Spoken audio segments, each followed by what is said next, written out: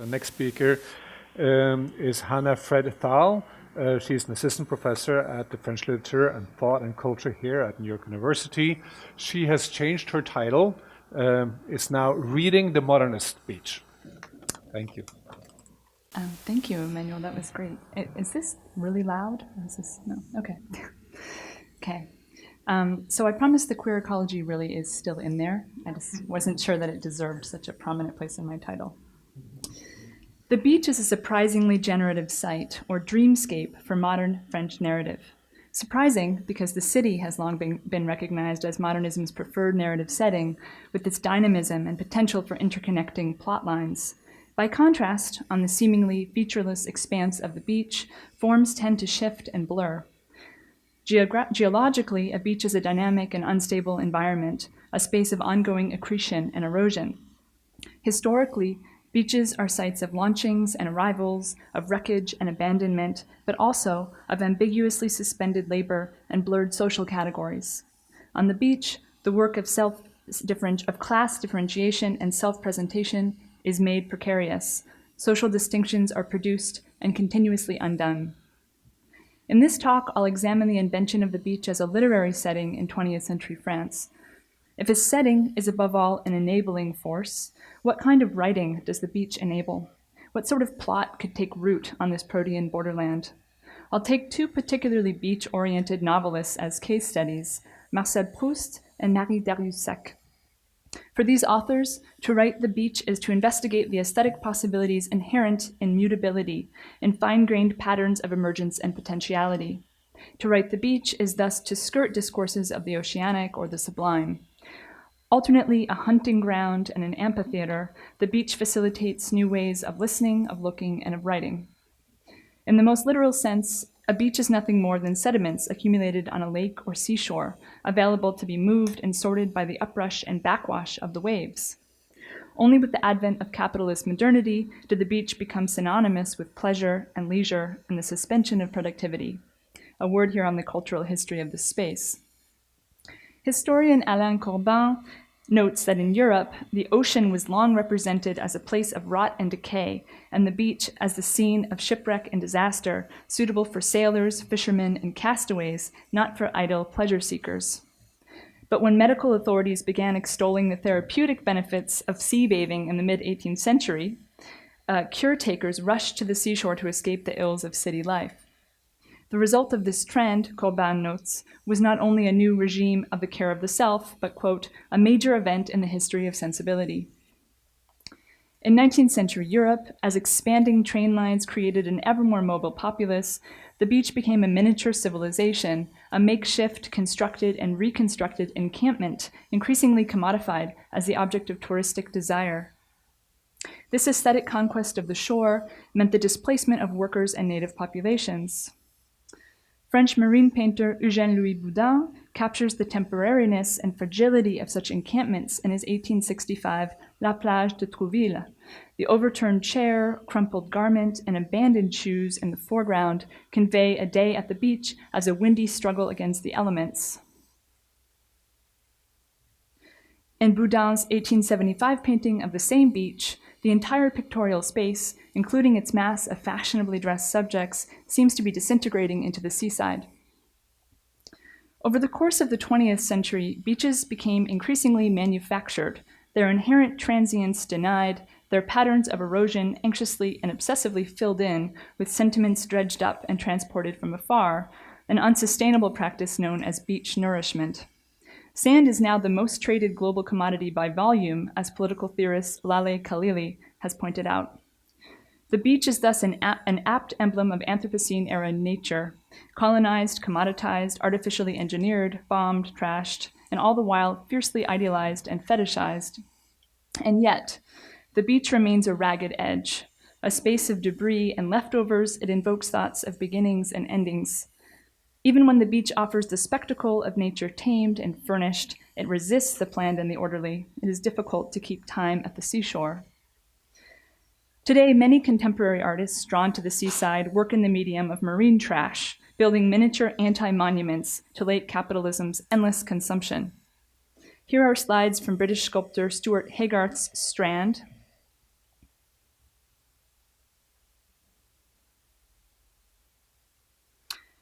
And here, Mandy Barker's photographs of objects from the Pacific garbage patch, or gyre, culled from the world's beaches, so small plastic turtles in this image. And here, marine plastic that ocean creatures tried and failed to ingest. Corsican, Paris-based sculptor Gilles Senazendotti transforms ocean debris into the forms of endangered species, underscoring what he calls the absurdity of our predicament. So here is his reconstituted plastic crocodile, and here his polar bear. I'd like to suggest that we understand the modernist literary beach as a site suspended between dystopia and utopia, a setting framed on the one end by the pleasurable dissolution of personhood into swirling particles and abandoned objects. Here's a detail from Boudin's 1863 painting of Trouville. And on the other end, by the hapless return of those fragments as they wash up as tide rack on the shore. Thinking about the beach as spectacle, as dump, and as a peculiarly curated and yet precarious form of nature, which I always have in quotation marks, invites reflection on the potentiality of the phrase queer ecology. The starting point of any queer ecology is a critique of capital N nature, since this discourse has long been weaponized as a means of discrediting seemingly unnatural or unproductive forms of attachment and care. A queer relation to ecology would set aside the assumption that habitats necessarily comprise fixed, predetermined pairings. And it would look closely and tenderly at those objects that the dominant culture deems unlovable and unworthy of regard, what Roland Barthes fondly terms the, quote, worn, lopsided, soiled, somewhat forsaken condition of things. Nature, as queer eco-critic Catriona Sanderlands puts it, must be understood not as a matter of saved wildernesses, but rather as so many, quote, wrecks, barrens, cutovers, nuclear power plants, unlikely refuges, and impossible gardens, end quote. And we might add beaches. Precisely because it is a site of refuse, an uninhabitable, only partially possessible landscape, the beach is sometimes figured as a sort of queer parenthesis, a suspension of heteroreproductive normativity. Thus, in Maupassant's 1881 short story, Les Épaves, the off-season seashore is a place for social misfits and spinsters. In Virginia Woolf's 1927 novel To the Lighthouse, a middle child broods over a tide pool in order to dodge a marriage proposal scene and to escape what she calls the horrors of family life. And in Rachel Carson's 1955 seashore guidebook, The Edge of the Sea, which is really the book that has inspired my thinking about all of this, the Atlantic shore appears as a refuge for tiny, delicate, non-charismatic creatures, like fiddler crabs, that come out of hiding at unaccountable intervals. The marine biologist's care for these small beings echoes and amplifies her love for the woman to whom she imagined addressing every page of her scientific observations. In what follows, I want to consider how the queer paradoxes of the beach inflect Proust's À l'ombre des jeunes filles en fleurs, published in 1919, and Dariussec's 1999 novel Le Mal de Mer. For both Proust and Dariussec, to reflect on the seashore is to investigate the intimacy between trash and art, between cliché and aesthetic perception, or between the beach as canned artificial landscape and the beach as a site of coanesthetic and micrological intensity. Proust's Balbec and Dariussec's Basque shore are not only sites to be read, but multisensory surrounds, spaces to be felt. The beach for these authors is alternately a richly populated social crossroads and a flat strip of uninhabitable land, a theater and a site of transience and windy dissolution. So this first section is called Reading Balbec. There are three elements of the Proustian beach that I want to underscore here. First, it's a stage. Second, it's a site where social hierarchies are radically destabilized. And third, it's a privileged space of first perceptions, of de-intellectualized vision, offering, in fantasy at least, a view of things stripped of concepts and typologies. The Proustian beach is a space for looking and being seen, a virtual stage equipped with esplanade, terrace, and promenade. As such, it's a site especially amenable to the stranger encounter. Indeed, the narrator first meets some of the novel's most important characters on the beach. First, Saint-Loup, with his impossible elegance and his eyes the color of the sea, and soon afterward Charlus, first seen in À l'ombre des jeunes filles en fleurs, as he's cruising the narrator in front of the hotel casino. It's also at Balbec that the narrator first glimpses his future lover, Albertine, and if you're familiar with Proust's novel, you'll note that all of these beach friends are queer, indicating that the beach, and not the city, might be for Proust the alternative par excellence to the closed family nucleus of the village, Cambrai. No other volume of the Recherche contains as many references to light, lumière, as À l'ombre des jeunes filles en fleurs, although the sun-drenched pages of Cambrai come close. What Proust found particularly seductive about the beach, I would suggest, is what he termed its plénitude lumineuse. Light is newly perceived here. Riffing on Baudelaire's Soleil rayonnant sur la mer, Proust imagines light as a kind of stretchable, spreadable, infinitely mutable substance. His very first description of the seashore highlights la diversité de l'éclairage. The beach is a machine for the redistribution of light. Le soleil s'étale like a giant releasing la liquide mobilité de la lumière. Later, Proust will gather up this figure of luminosity and recast it as the effect of queer desire, and specifically as the effect of girls desiring other girls. The beach, in the novel's fourth volume, becomes a kind of phantasmatic lesbian cruising ground. Lesbian desire is figured here as a phénomène lumineux. Desirous gazes between women, leaving une sorte de traînée phosphorescente allant de l'une à l'autre. As Elizabeth Leidenson has noted, queer women in Proust are imagined as human lighthouses. To be a lesbian in Proust is to be all eyes. We might then understand the Proustian beach as queer in José Esteban Muñoz's sense of the term, where queerness is allied with ideality. For Muñoz, writing against the negativity of Lee Edelman's No Future, Queer Theory and the Death Drive, queerness indicates a wish landscape or a longed-for future. It is bound up with the, quote, intention to be lost. Balbec, after all, might bear some resemblance to the historical Cabourg, where Proust wrote much of his novel, but it's ultimately an imagined space, otherworldly, utopian. Perhaps this is why the narrator gets drunk for the first time on the train to Balbec, to his grandmother's chagrin. It is as if entrance to that world required an initiatory rite of intoxication, a deliberate disorientation. So Balbec is a stage for queer encounters. It also functions more broadly as a kind of laboratory for experiments with social value. Reading the nebulous sociality of the beach at the fin de siècle requires a new optic, as Jacques Dubois has pointed out. As if it were an extension of the hotel casino that adjoins it, the Proustian beach is a site of inestimable worth, a place where the signs of sophistication become especially uncertain and difficult to decipher. In the blinding light of Proust's beach, quote, social proportions are altered. Dans cet éclairage aveuglant de la plage, les proportions sociales sont changées. Hence, the narrator falls prey to a series of social misreadings, believing he sees the fancy-talking Le Grandin as a waiter, Swann's hall porter as an étranger de passage, the fashionable Odette Swann as a male bathing superintendent, a maître baigneur, and the sons of some shady store owner as statues équestres de demi-dieux.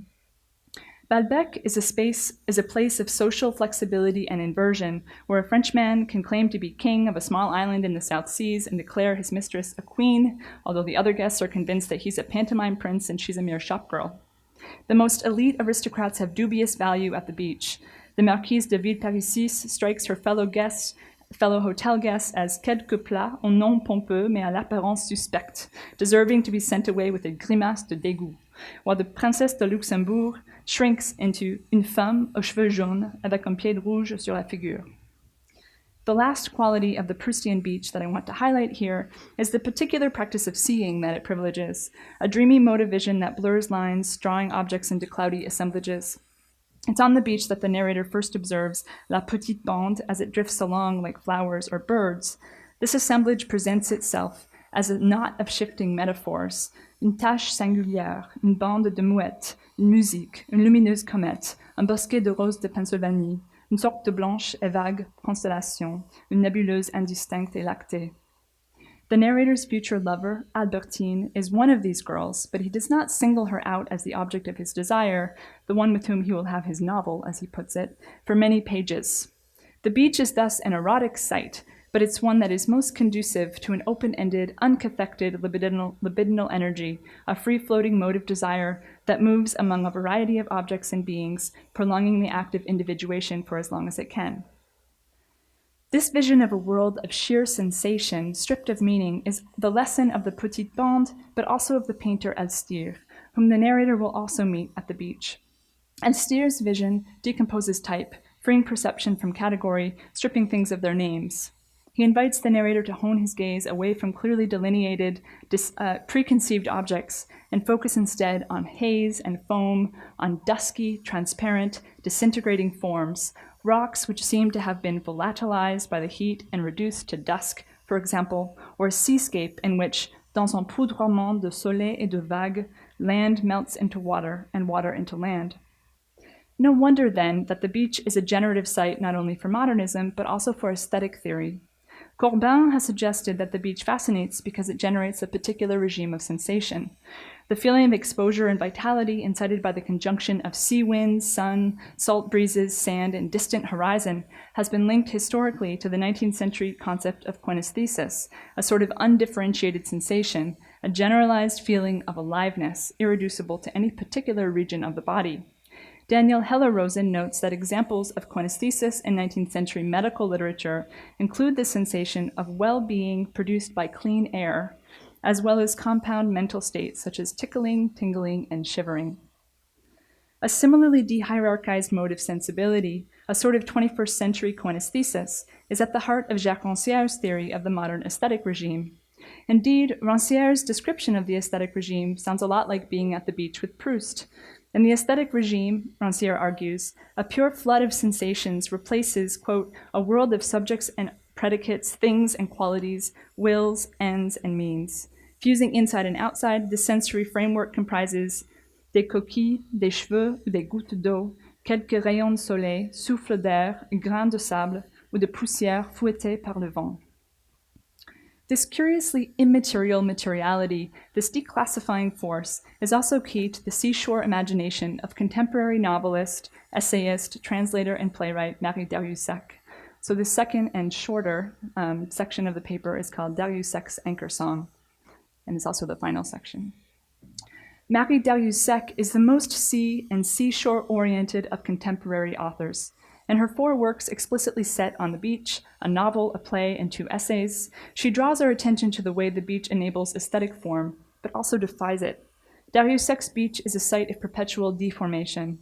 She is particularly fascinated by sand, which, she suggests, is made of a seemingly infinite variety of material forms. The ingredients of sand include silica, as well as fish scales and orange peels and fingernails.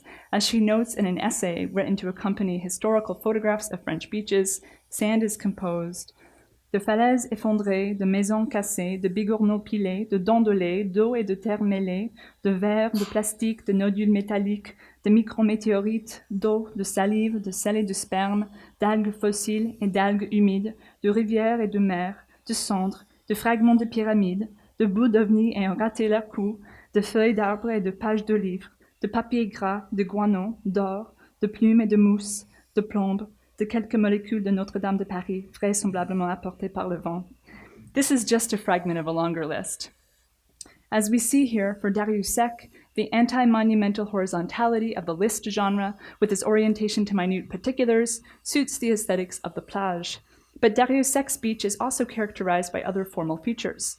For example, in her 1999 essay, Précision sur les vagues, the sea and seashore are characterized by emptiness or hollowness, by the trope of the hinge, edge, or meeting place, la jointure, le jeu de la charnière, and by various figurations of emergence. This interest in processual and emergent phenomena is on display in Darrieussecq's 1999 novel, Le Mal de Mer, a text that works to convey or transcribe transience itself. The novel's plot is minimalist. A mother in flight from the marriage plot flees with her young daughter to the Basque seaside, where she meets a new lover. Her husband has him tracked by a detective.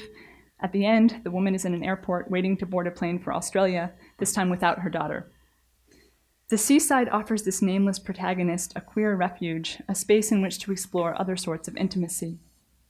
Composed in the present tense, nearly scrubbed of proper names, Le Mal de Mer is an ungrounded text, without a stable frame or point of reference. The reader pitches from one pronoun to the next. Confounding the perspectives of daughter and mother, the entire novel reads like a dream. On Darrieussecq's beach, the elements tremble and merge into one another. To be on the beach with Darrieussecq is to sense innumerable micro-movements, tiny pin-pricking sensations, vibrations, quivers, tingling, stirring, un flottement imprimé sous la peau. The seaside in Le Mal de Mer is strange but not sublime. It's a force that multiplies difference rather than dissolving it. Darrieussecq's sea is alive. It's all textures, patches, and glimmers, and it subtly shifts from one description to the next. It quakes and shudders, rustles and twinkles. At one moment, the sea stretches out, s'allonge, and then suddenly it's, quote, squeezed and rumpled by the evening, une mer violette que le soir serre et froisse. One day, it's a half-opened mouth, une bouche, a demi-ouverte qui respire. On another occasion, it's a watery pupil, un grand œil vert. Or again, it's muscular, with a surface like leathery slopes, des pentes de cuir plat. Le Mal de Mer is largely focused on the seaside as a visual phenomenon, yet Darrieussecq is also experimenting here with the beach as soundscape. The novel opens with a musical epigraph, the lyrics of Björk's Anchor Song from the 1993 album Debut. This song, with its strange, unanchored rhythms and tonalities, serves as a ghostly soundtrack for the text. Darrieussecq has a passion for Björk, another artist whose interior landscape is a seashore. Many of you are probably familiar with this song. I'll describe it briefly before I play it for you. The first thing you'll notice is that the gravelly, creaturely breathiness of Björk's voice imitates the timbre of the saxophone trio accompanying her, and vice versa. Björk is drawn to unconventional collections of sound, or to what she calls hibernating noises. She has noted her interest in making music, quote, with huffs and whispering and music boxes, end quote. Equally strange in Anchor Song is the meter, with its unmeasured, offbeat quality. Try to listen for the beat in this unmoored modal piece. It's a vertiginous exercise. In Darrieussecq's 2009 play, Le Musée de la Mer, which is set on a northern coast during wartime in an aquarium-turned-refugee camp, a character records the ambient sounds around her, bombs falling, a marine creature singing, and then plays back the recording while recording that, and then plays that back while recording it in turn, and so on. As she performs this Björkian acoustic experiment, she's listening for an empty spot or corridor in sound itself, un trou, peut-être un couloir. She imagines that this underlying register of sound or sense might enable her to pass into a future that she does not know how to live. Perhaps this is how we're meant to read the musical epigraph to Le Mal de Mer, as a sort of temporal dilation, a pli dans le passage du temps, an invitation to imagine other rhythms or tempos of existence. Elsewhere, Darrieussecq has described Björk as a kind of searching seabird, une chercheuse de sons et de lieux. Let this image guide your listening. I'll play just the first minute and a half of the song, stopping it before it repeats in its entirety. This musical fragment will serve as a conclusion for my talk, and I hope that it will open out invitingly onto your own questions and thoughts.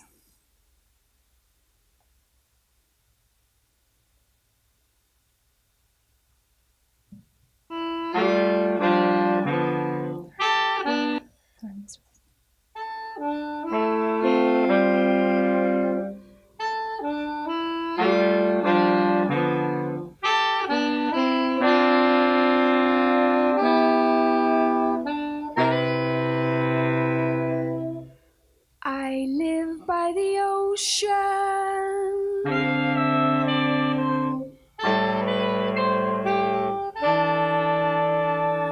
and during the night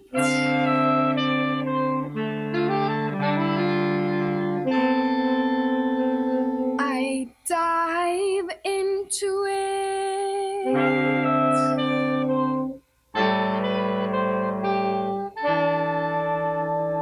Down to the bottom,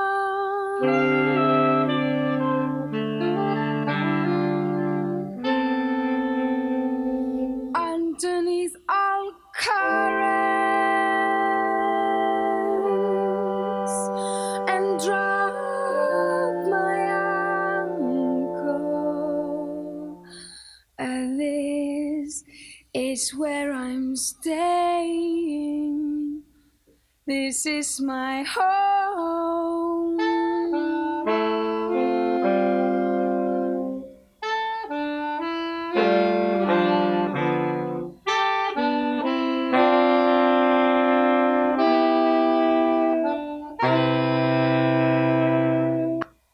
Thank you.